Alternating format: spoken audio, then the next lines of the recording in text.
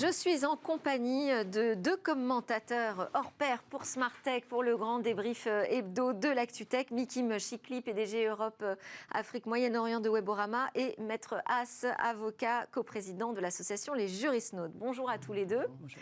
Nous avons un troisième invité, lui est à distance, il s'appelle Claude de Calmont, fondateur de Calmont Partners Group, qui est un business angel, Claude Calmont, qui accompagne donc des jeunes pousses dans la tech. Et ensemble, on aura en particulier un débat sur cette Startup Nation d'Emmanuel Macron. Qu'est-ce qu'on en attend pour le prochain quinquennat? Mais d'abord, bonjour également, puisque vous allez participer à l'ensemble de nos sujets. D'abord, on va parler de ce décret qui a été publié le 26 avril et qui autorise la création d'un système inédit, on peut dire, d'identification numérique. Il s'appelle Service de garantie de l'identité numérique, ou SGIN. Enfin, en gros, ça va être une application mobile officielle de l'État qui permettra de scanner les informations qu'on a sur notre carte biométrique, donc la nouvelle carte d'identité, pour se connecter ensuite à des services en ligne. On voit que ça fait quand même longtemps qu'on tourne autour de cette question de l'identité numérique en France. C'est une question difficile, hein ? Alors c'est une question difficile et puis il y a eu déjà des loupés. Rappelons que la dernière proposition qui avait été mise en place, qui a été abandonnée, était de le faire via la reconnaissance faciale. Ça avait fait un branle-bas de combat énorme. Et donc là, maintenant, il y a une nouvelle solution. Il est vrai qu'il y a un besoin. C'est comment on fait quand on est un usager de se connecter à France Connect d'une manière avec une authentification sûre. Ouais. Et donc, c'est la solution qui est proposée aujourd'hui en passant par la carte d'identité biométrique et en ayant une application. Donc ça veut dire que c'est quand même réservé à un certain nombre d'usagers qui vont être des bêta-testeurs finalement. Oui, au début, oui, c'est sûr, ça va durer longtemps cette phase de bêta-test. Ce qui est intéressant aussi, c'est que ça se base sur la carte d'identité biométrique, mais pour autant, ça ne va pas utiliser l'information biométrique. Non.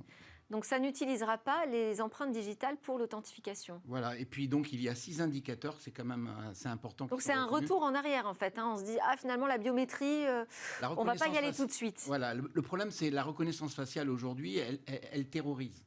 Donc on ne peut pas l'utiliser. Il y a des recours sans arrêt de pas mal d'organisations de défense des consommateurs et des usagers qui sont contre. Donc il faut trouver d'autres solutions.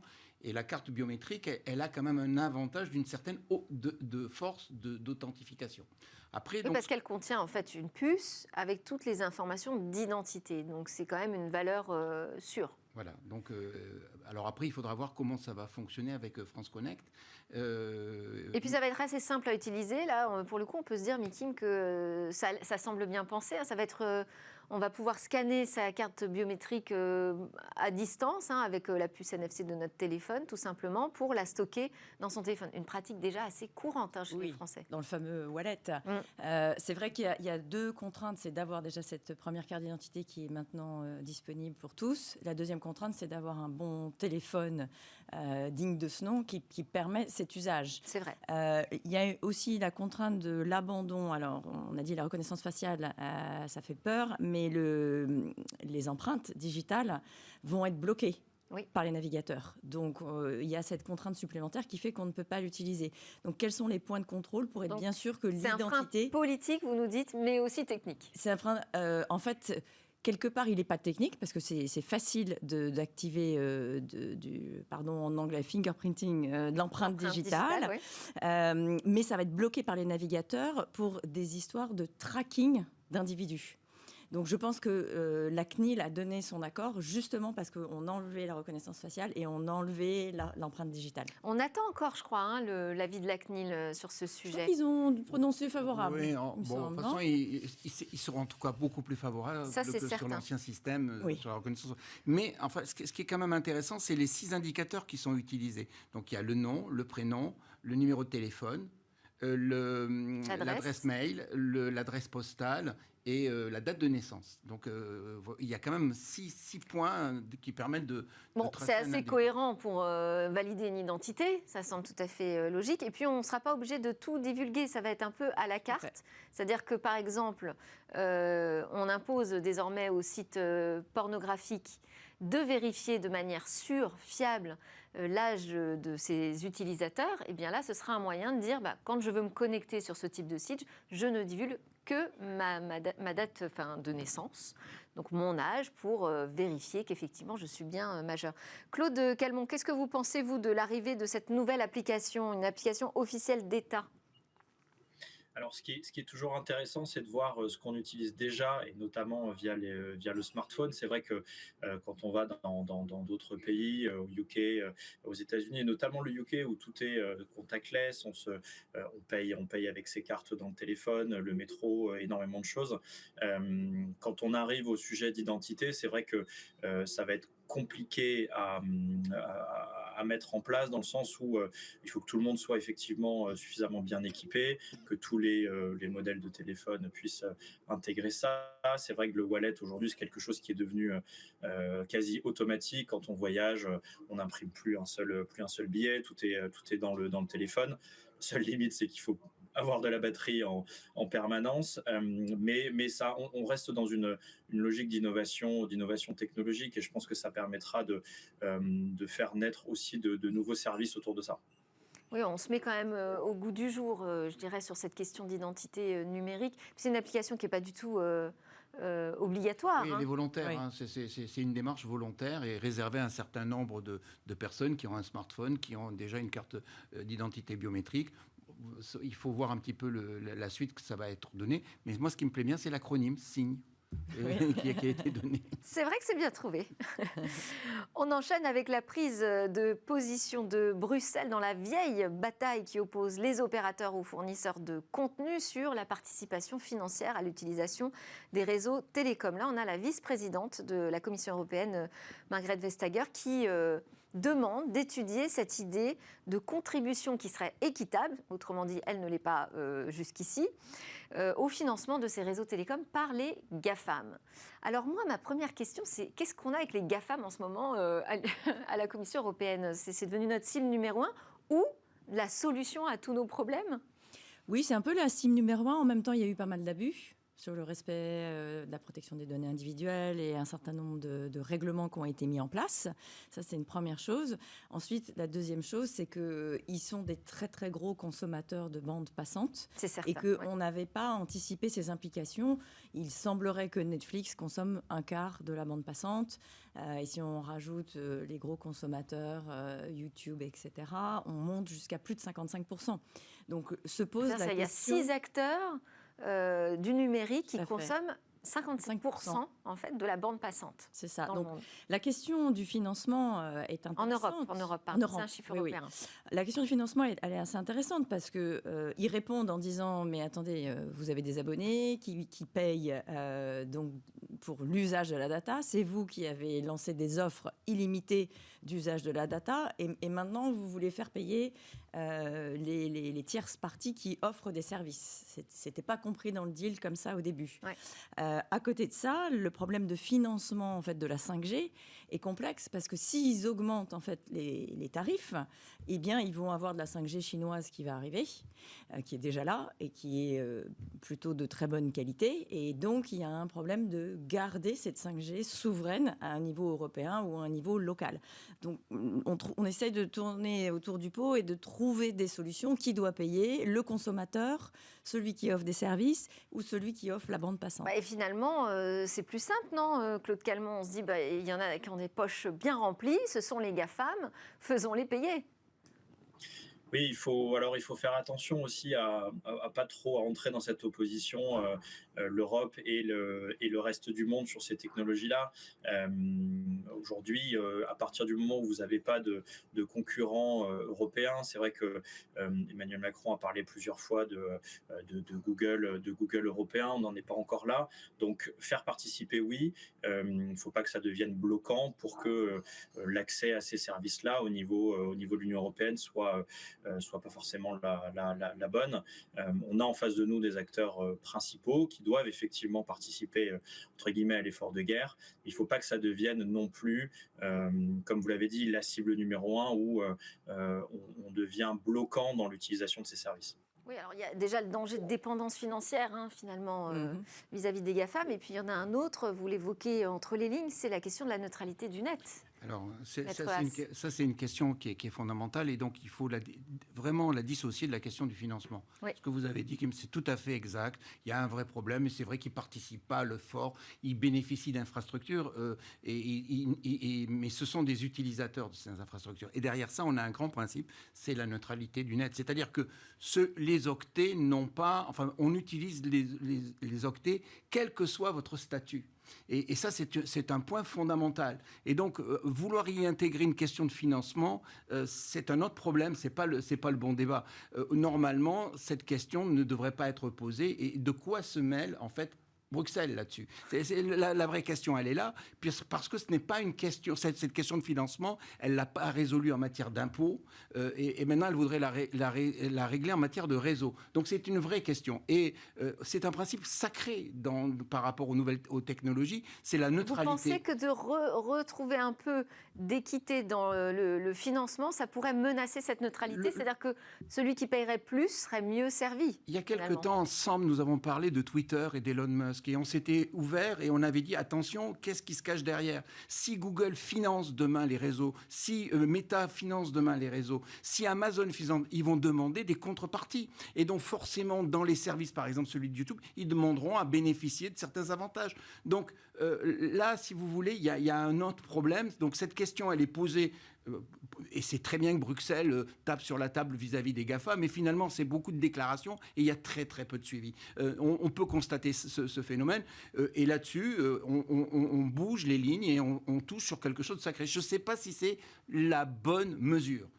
Parce que la neutralité du net, on l'avait vu à un moment donné en France avec Free, on l'avait vu avec SFR, etc. Il y a quand même des abonnés.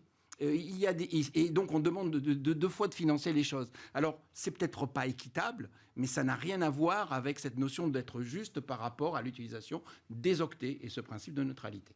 Je pense qu'il y a aussi un sujet important qui est le sujet de l'empreinte carbone et de la consommation. Parce que finalement, quand on consomme un contenu vidéo sur son téléphone mobile, on n'a pas besoin de l'avoir en haute définition. On peut l'avoir dans une définition standard qui va faire des économies autour de 13%. Oui. Mais si on regarde il y a des bien... engagements qui commencent à être pris là-dessus pour réduire la consommation, c'est vrai, de ces services. Et je pense que c'est un sujet, c'est-à-dire qu'on est tous partis du postulat, quand l'Internet s'est créé, que c'était gratuit. Puis après, on s'insurge contre la publicité, on s'insurge contre les services payants, mais ayant une consommation aussi beaucoup plus responsable.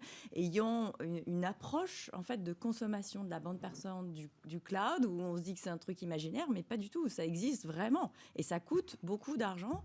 Et en termes d'environnement, c'est vraiment pas bon. Alors, ça coûte beaucoup d'argent, mais déjà, si on mettait en place de faire payer justement les impôts que doivent payer ces big tech, on n'aurait pas ce problème-là après de les faire participer aux infrastructures.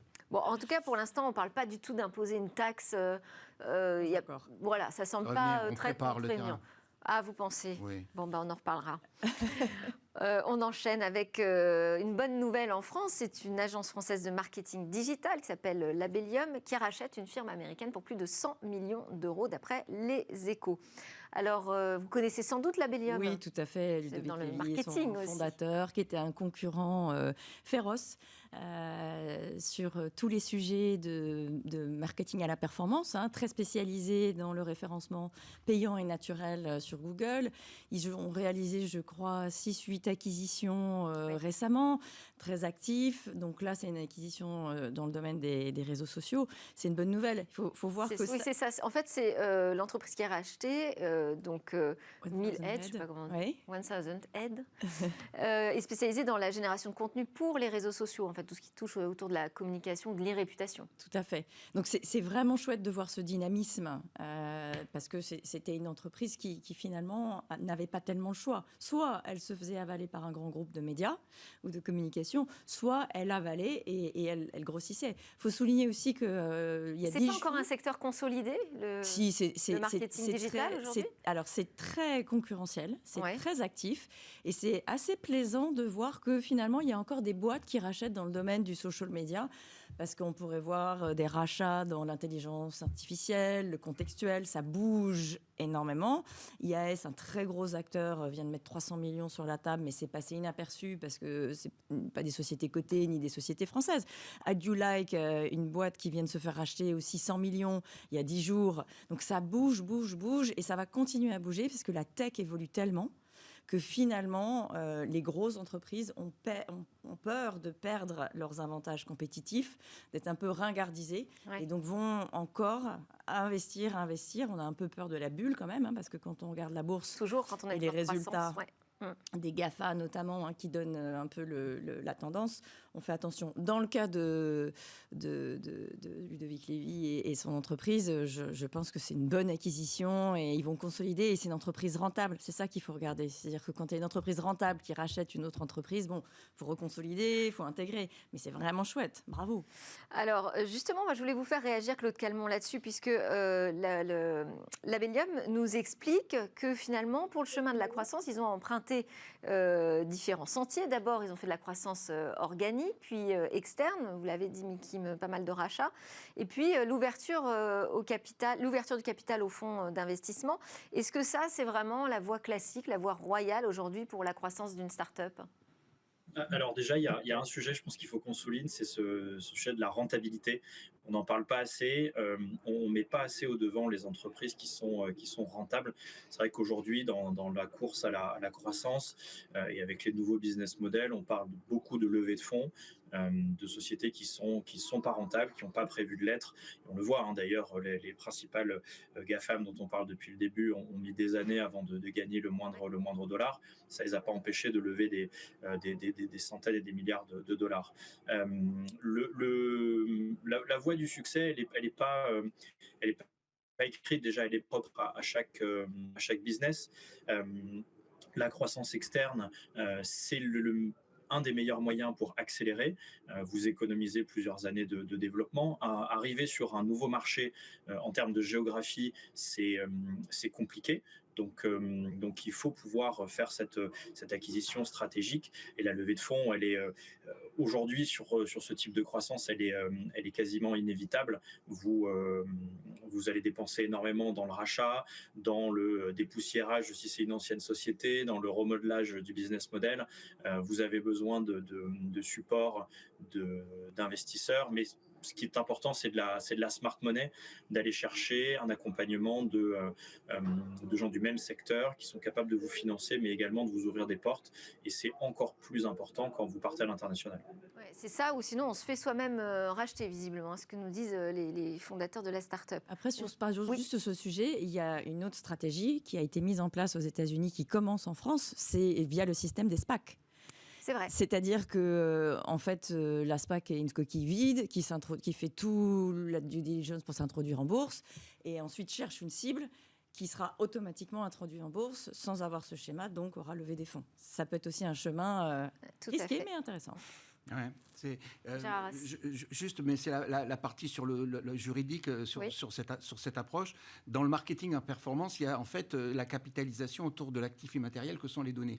Et donc là aussi, c'est très intéressant de voir qu'une entreprise française va racheter une entreprise américaine et qu'elle est basée sur la performance, alors qu'on a une grande bagarre aujourd'hui autour des cookies tiers et de toute cette capitalisation autour des données. Donc c'est vraiment très intéressant, et ça montre aussi, on a un autre problème que l'on voit beaucoup dans les data rooms aujourd'hui, c'est comment on active dans les bilans des entreprises tout ce capital data et tout ce capital données. On ne sait pas très bien le faire encore aujourd'hui, en tout cas en Europe. Donc, je crois que Claude Calmont voulait aussi rajouter quelque chose.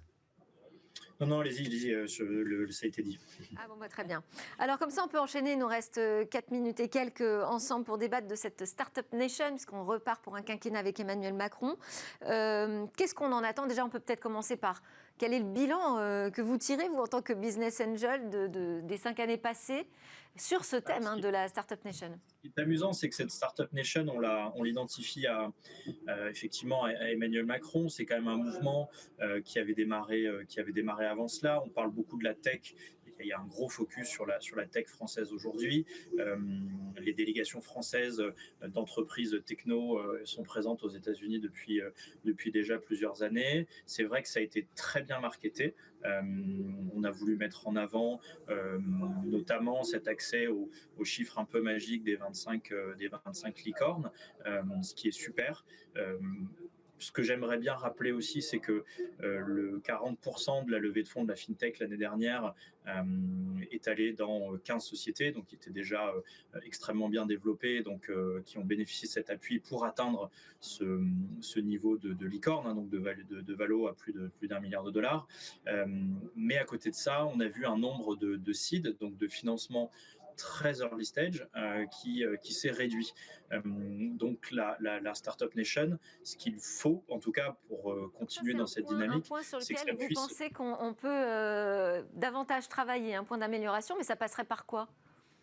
Alors, c'est aussi très culturel, c'est-à-dire qu'on a un goût du risque un peu moindre en France lorsqu'il s'agit d'investissement, et les fonds vont plutôt aller sur une verticale, un type de métier qu'ils connaissent. On finance en général les profils qu'on connaît bien, mais c'est vrai qu'il y a encore beaucoup de choses à faire sur un tissu économique de start-up qui a explosé, parce que c'est vrai qu'il y a eu énormément d'aides. Avec le Covid, il y a eu beaucoup d'accompagnement au financement, mais c'est vrai qu'on met beaucoup en lumière les plus grosses sociétés et un petit peu moins le tissu économique autour. Maître A, sur cette Startup Nation. Alors d'abord, c'est formidable. D'abord, on part de tellement loin, il y a tellement de choses à faire. Et en tout cas, c'est très intéressant que les politiques aujourd'hui s'intéressent à toutes ces questions du numérique, parce que souvent, ça a été des croisades pour sensibiliser autour des besoins. Mais on se rend compte que la France vient de se considérer qu'elle a été maintenant en mauvaise capacité par rapport aux mathématiques, qu'il fallait dans les écoles reformer des jeunes. Parce qu'au-delà des fonds et des aides, il y a aussi les ressources. On a des problèmes pour être compétitif. Il ne faut pas que nos ressources humaines partent et aillent ailleurs, et il faut bien les former. On a un déficit en matière de recrutement. C'est une plaie aujourd'hui d'essayer de trouver des gens à des postes. C'est dans tous les secteurs d'activité. Et le numérique est aussi créateur. Il n'y a pas que de l'IA, il y a besoin d'avoir aussi de la proximité de la ressource humaine. Donc dans le numérique, dans l'e-santé, quand on voit un petit peu ce qui a été mis en place et tous ces projets qu'il y a jusqu'à 2030, c'est vraiment très encourageant. Dans la cybersécurité, Startup Nation et tous ces projets qui ont été mis en place, c'est considérable et c'est formidable. Dans le domaine spatial aussi, parce que il faut aussi regarder, parce que le marché de demain, il est là. Et c'est un marché qui est vierge. On devrait beaucoup plus s'y intéresser. On a quand même de gros projets derrière ça. Donc je pense que la France a beaucoup de choses à faire. L'Europe aussi a de vrais chantiers. Et c'est bien d'avoir nos politiques qui s'engagent là-dessus. Et il faudrait quand même aussi que l'on ait des responsables politiques qui soient de haut niveau. Parce qu'on en manque à l'heure actuelle. On n'a pas des gens qui mouillent le maillot et qui vont en avant pour défendre le monde des nouvelles technologies européennes. Ça repose la question, faut-il un ministère ou un ministre du numérique qui soit expert de la question, Miki Mchikli? Est-ce que c'est ça que vous attendez, vous aussi, du nouveau quinquennat? Alors, je pense que ça serait une très bonne approche. Après, on a déjà Cédric O qui est quand même très actif, donc il faut continuer dans cette voie-là. Mais qui a dit qu'il ne poursuivrait pas l'aventure. Mais bon, on peut comprendre. Après, je rajouterai deux choses. Je trouve deux points qui me semblent très intéressants dans ce qui se passe sur cette Startup Nation. Le premier point, c'est la délocalisation. Le fait que ces entreprises se sont installées en dehors de Paris. Et donc, on crée des satellites en France aujourd'hui. Et c'est vraiment chouette parce qu'en province, il y a plein de gens smart qui sont disponibles et qui finalement n'ont pas forcément envie de vivre dans une grande ville comme Paris. Et la deuxième, très rapidement, la souveraineté française. Il faut pousser ce sujet-là. Si on veut un Google européen, il faut bien qu'il démarre quelque part. Souveraineté européenne, alors. Française, pour démarrer. Allez, on commence en France, je vous l'accorde. Merci beaucoup à tous les trois. Merci Claude Calmont, fondateur de Calmont Partners Group. Merci à Miki Mchikli, PDG Europe, Afrique, Moyen-Orient de Weborama. Et merci à Gérard Haas, avocat, coprésident des Jurisnautes. À suivre dans Smart Tech. Après la petite pause, on se retrouve pour parler de ces startups à l'amorçage.